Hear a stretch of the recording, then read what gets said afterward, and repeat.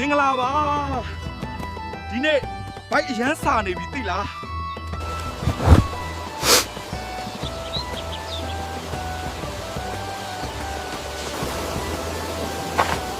အိုးချောကလက်အေးသွားကြမယ်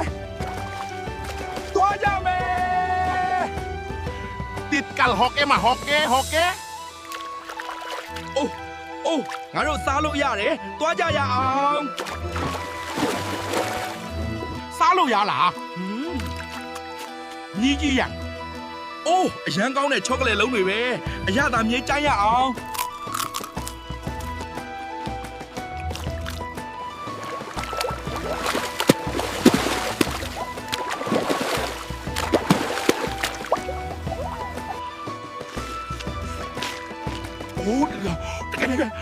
တကယ်တဘာဝတိုင်းပဲ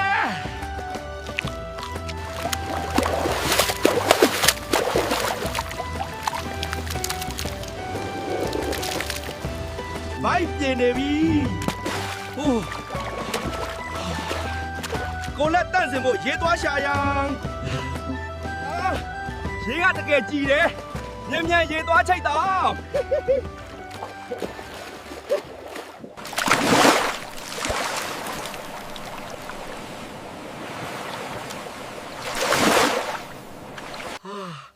လမ်းဆန်းလိုက်တာကောင်းလိုက်တာ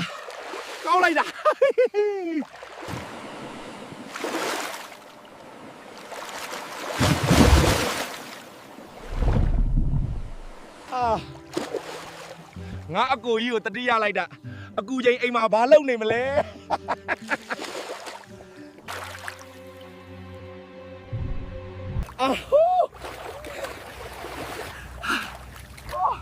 ရေကူရတာအရန်ကောင်းတယ်